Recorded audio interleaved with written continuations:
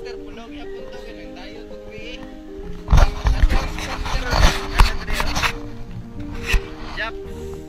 Kay dito magud banda nga side katong sa Tulan o Taluya usog kayo ang norte. So diri nga spot na mo karon mo ni andi mo igo sa norte so diri mi nag diri ta mo sa lungkaron. Na maka first time ko na diri. So let's go.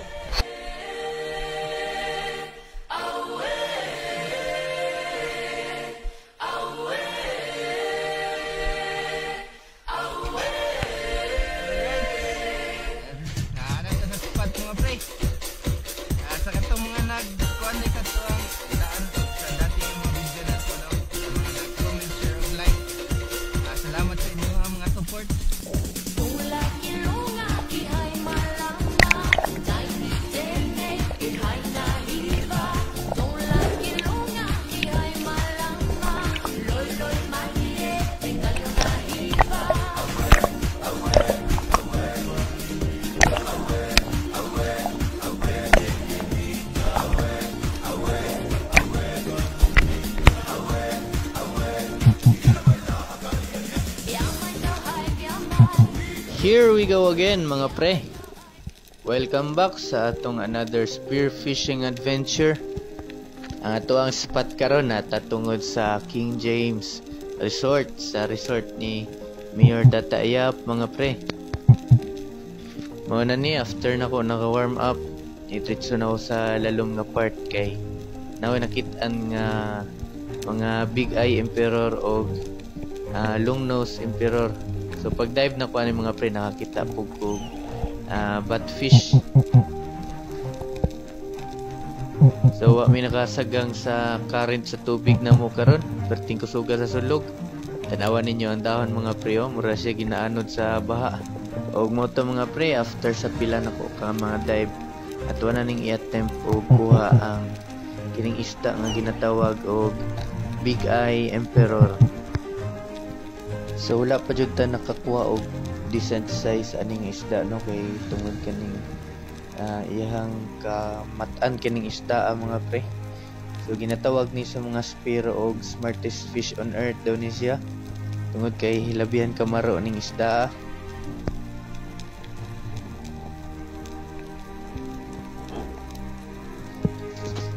Og mato pakyas ang ato ang first attempt mga pre. So I'm about to pull the trigger pero wa ko kakablit sa trigger kay action o slide ang handle grip sa kuwang pana kay maano siya sa sulod. So dirita sa tuang second attempt mao ra gihapon nga estilo sa hunting mga pre.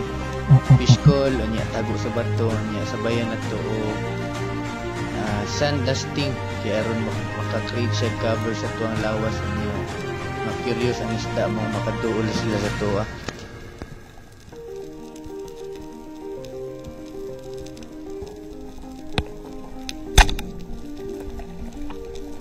Second attempt na to mga pre, pakyas gyapon. So within the range na jud siya pero wala kayo na to na sintro pagtira kay ginaanod sa sulog ang atuang pana mga pre.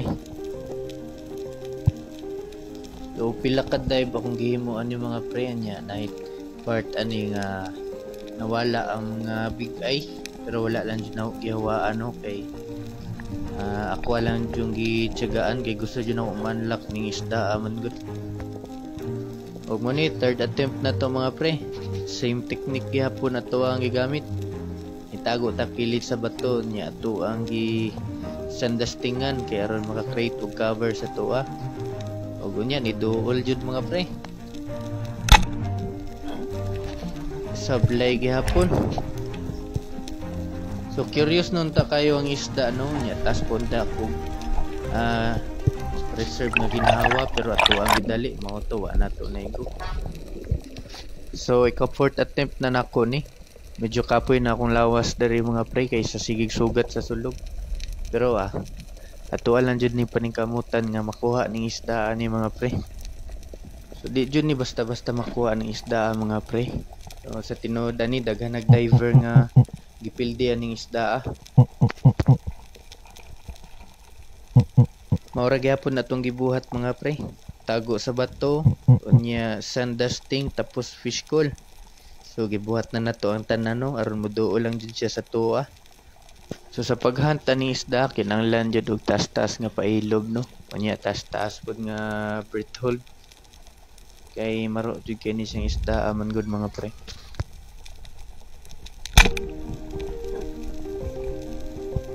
Ayun.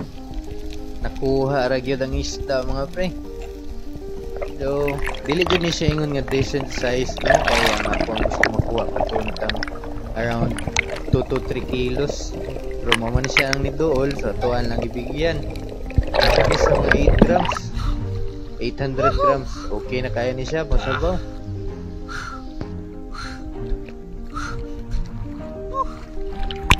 Ang presyo dayan yung mga first class na isda nga makuha na po mga pre na siya sa 280 per kilo. So okay na kayo para pangtungag sa pambayad sa mga bills na to sa balay. Pag muning nasayangan kayo nako nga dive mga pre ako'y nakita ang oriental sweet lips. So gikan ko ni relax pagkahuman ako sa bigay pero kuha morning wala kayo nako sa gitinuod kaya abi na kog makuha ra na kog sayon mga pre og sa dihang.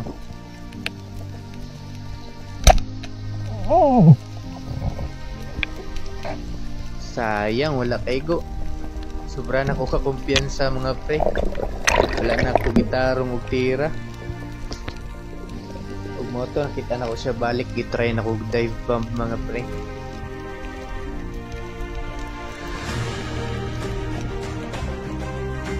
Sayang ang opportunity. Napod to sa 1 to 2 kilos nga isda mga pre. Kung ito nakita aming parealuloy na napod na siya kuha nga kitong. All time favorite niya na sa sabaw mga pre.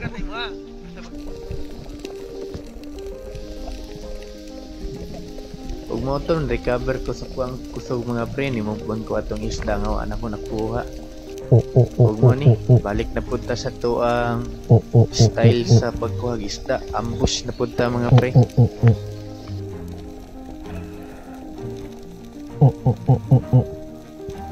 Modjud ni pinaka the best nga buhaton sa tuwang spot mga pre no.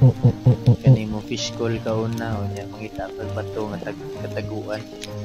Ug mulat ka taud-taud sa ilalom aron ang isda mo ni og duol nimo.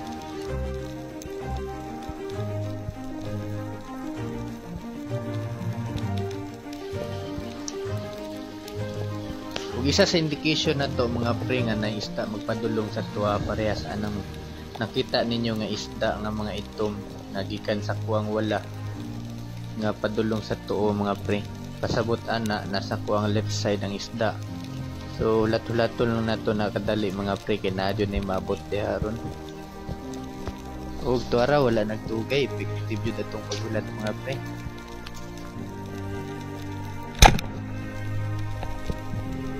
Tiurok ang mananap.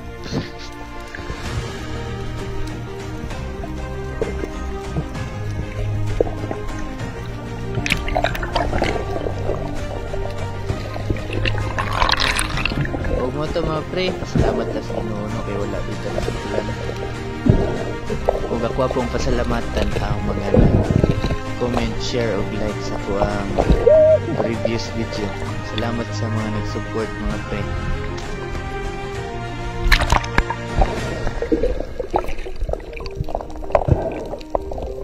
Og mo niya nga to ang isda karon. Isa ka big eye emperor o isa ka batfish. Thank you for watching.